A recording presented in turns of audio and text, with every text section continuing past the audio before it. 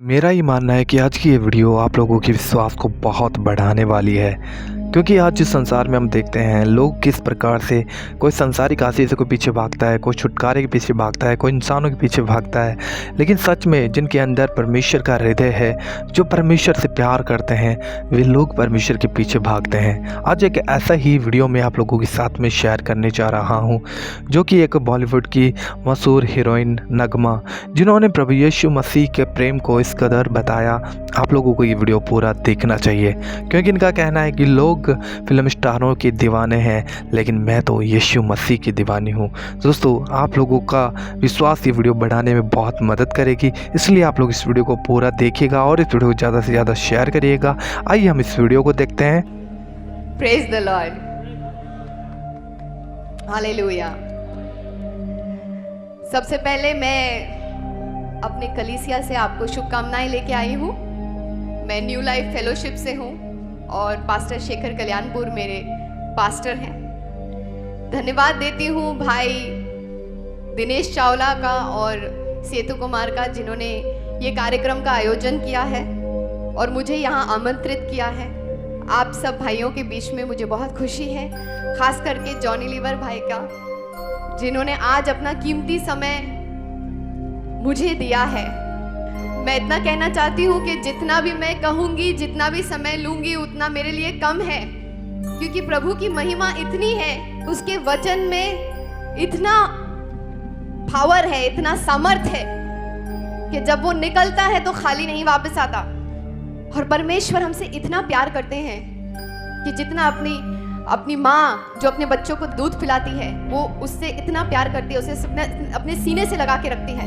लेकिन परमेश्वर अपने बच्चे को, आपको, मुझे उससे भी ज्यादा प्यार करते हैं। और वो शैतान के हाथों से हमें बचाना चाहते हैं। और शैतान का राज्य जो अब जिस जीवन में हम जी रहे हैं, जो शैतान का राज्य है, उससे हमें बचाना चाहते हैं। इसीलिए उन्होंने अपने एक लौते बेटे को हमारे लिए, हमें अनंत काल का जीवन देने के लिए भेजा है। और लोग फिल्म स्टारों के दीवाने हैं, लोग क्रिकेटर्स के दीवाने हैं, खिलाड़ियों के दीवाने हैं, लेकिन मैं परमेश्वर के पुत्र की दीवानी हूँ।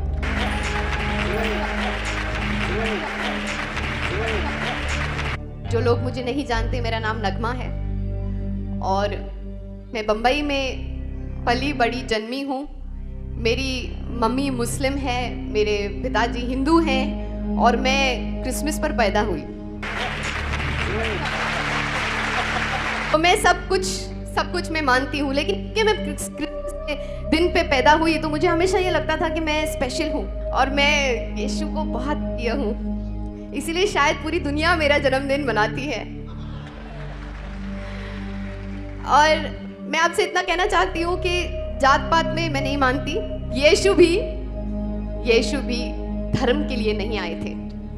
यीशु प्यार बांटने के लिए, सत्य बांटने के लिए और हमें सही रास्ता दिखाने के लिए आए थे, क्योंकि वही है सही रास्ता, वही है सत्य और वही है जीवन।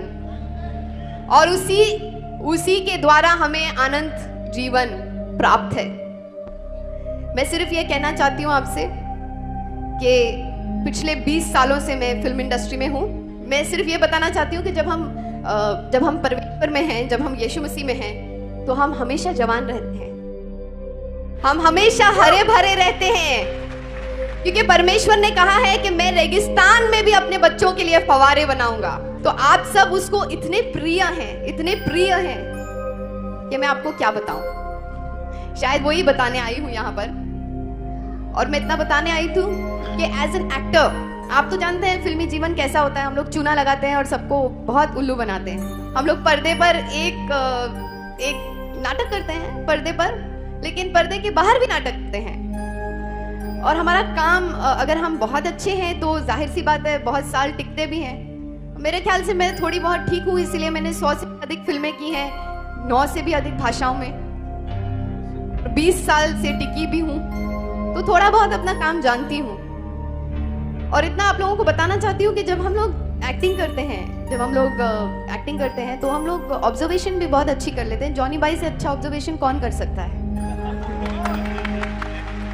अब मैं यहाँ से जाऊंगी तो वो भी मेरी नकल भी करके दिखा सकते हैं, लेकिन वो ऐसा नहीं करेंगे, मैं जानती हूँ। हम अक्सर असली जिंदगी में भी फिर नाटक ही करते हैं, एक दूसरे से बहुत कुछ अलग से हो जाते हैं, क्योंकि फिर हमें वो एक एक्टर बन के रहना है, हमें वो इमेज संभालनी है, हमें अपना वातावरण ठीक रखना है, तो उस हिसाब से हमें ऐसे ही करना पड़ता है। और आजकल तो सभी कोई एक्टर बनना चाहता है ना, सब कोई एक्टर बनना चाहता है, तो सब कोई बहुत अच्छी एक्टिंग कर लेता है।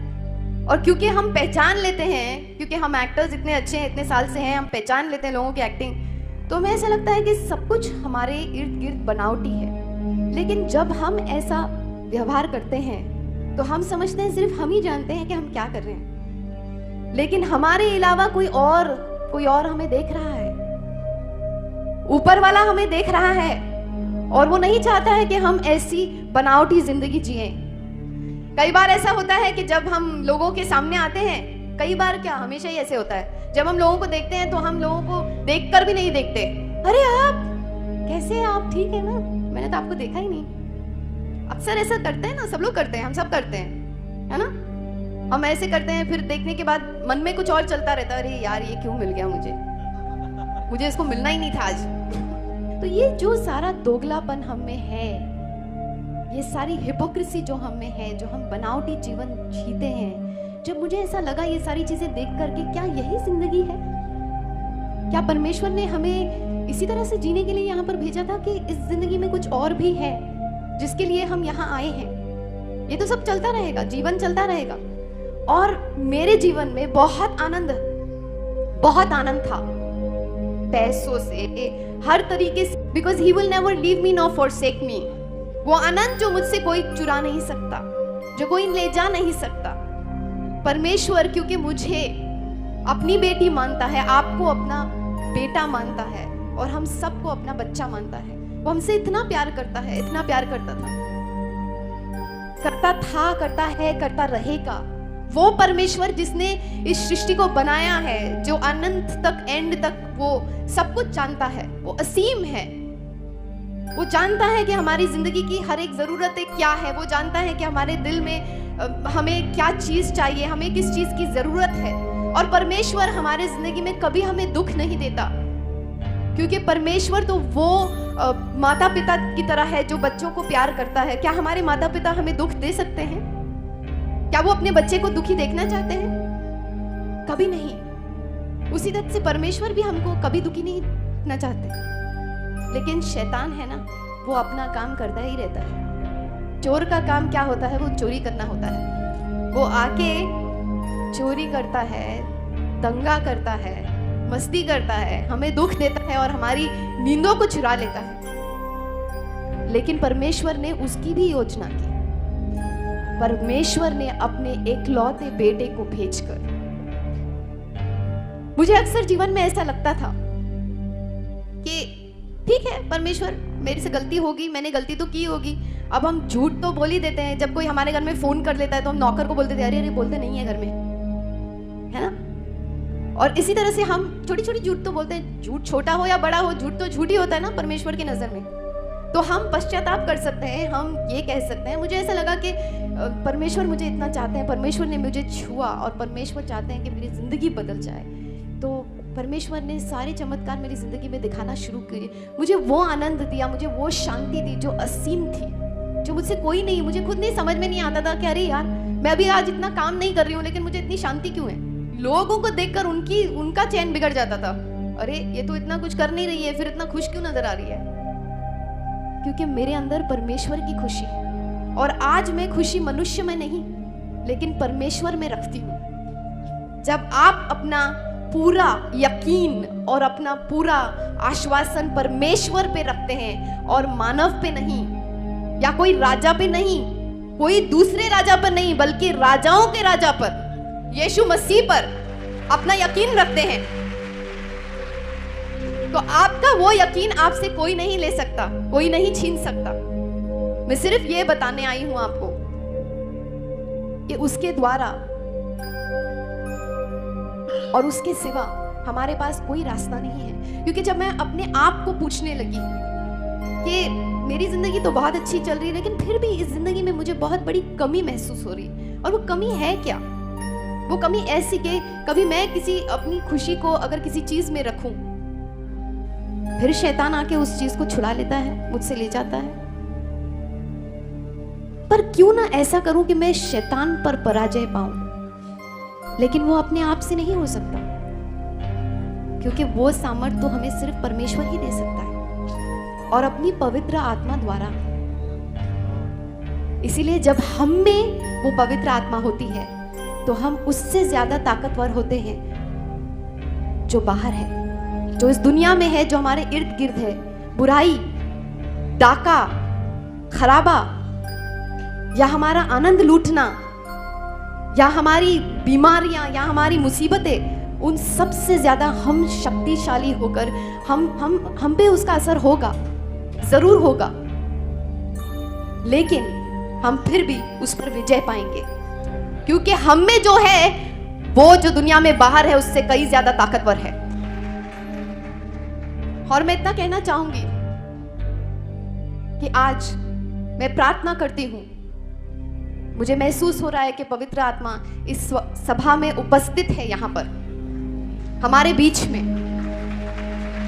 और मैं आज ये प्रार्थना करती हूं कि मेरे भाई बहन जो भी यहां पर आए हैं, उनकी जो भी जरूरत हो, इस सभा द्वारा जो कोई भी यहां पर सभा में बात करेगा, कहेगा, क्योंकि प्रभु के वचन बोल रहा है, और प्रभु के वचन द्वारा सिर्फ आपको शिफा मिल सकती है। और पुराने करार में भी ऐसा था कि अगर जब मैं अपने आप को सवाल पूछती थी कि हाँ ठीक है, मेरा कल तो बहुत अच्छा होगा, क्योंकि अब मुझे भव सागर मिल गया है, अब मुझे वो असीम विद्या मिल गई है जिससे मैं दुनिया के युद्ध में अपनी जंग लड़कर विजय पा सकती हूँ, और वो है ये पवित्र वचन। लेकिन फिर मेरे पिछला क्या? अगला तो सब ठीक है, पिछले का क्या? पिछला कैसे ठीक हो सकता है? तब प्रभु ने मुझे जवाब दिया कि वो तो सिर्फ मेरा बेटा ही ठीक कर सकता है, क्योंकि उसे मैंने एक योजना देकर इस दुनिया में भेजा था। और वो योजना ये थी कि वो हमारे पापों को अपने सर पर लेके क्रूस पर अपनी बलि देगा और अपने खून से हमको धोएगा, क्योंकि हम पापी हैं और हम पिता परमेश्वर के सामने उस पाप को लेकर नहीं जा सकते जब तक कि हमें उस लहू से धोया नहीं जाएगा। और वही है रास्ता, ये पिता ने कहा है। तो मैं आपसे विनती करती हूँ, इल्तिजा करती हूँ, और ये दावा भी करती हूँ कि जिस तरह यीशु मसीह ने मेरे जीवन में आकर मेरे जीवन को छूकर कुछ अलग कर दिया है, अभी ऐसा एक शांति मेरे दिल में, दिमाग में ऐसी छा गई है जो मुझसे कोई नहीं छीनता सकता है, क्योंकि वो राजाओं का राजा और शांति का राजा है। वो जो हमें शांति दे सकता है। ये सारी चीजें तो बहुत छोटी सी अभी नजर आती हैं। ये शैतान भी आएगा तो बोलेगा चल भाग यहाँ से, यीशु मसीह के नाम पे रिब्यूक क्यों। किसी को भी हम अपनी दुख को, पीड़ा को, शैतानियत को, कोई भी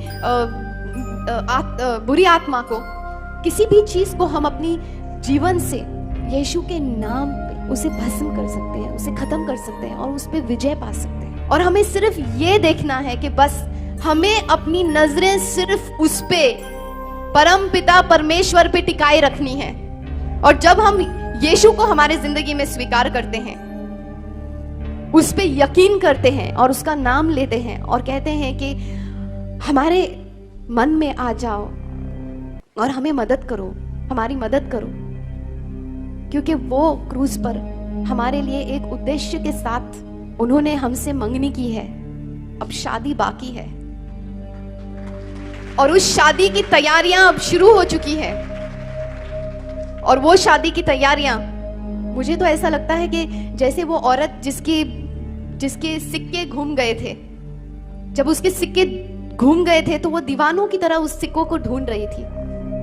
क्योंकि पुराने समय में जब अपना प्रेमी अपनी प्रेमिका से मिलने आया करता था, तो या अपना शादी का न्योता उसको देना चाहता था, तो वो सिक्कों का हार देता था उसे, और वो उसका हार टूट गया और वो दीवानी हो गई, क्योंकि वो प्रेमी कभी भी आ सकता है चोरों की तरह वो कभी भी आ सकता है उसे लेने के लिए, और अगर उसका हार उसने जल्दी से नहीं पिरोया तो उसे छोड़ के चला जाएगा।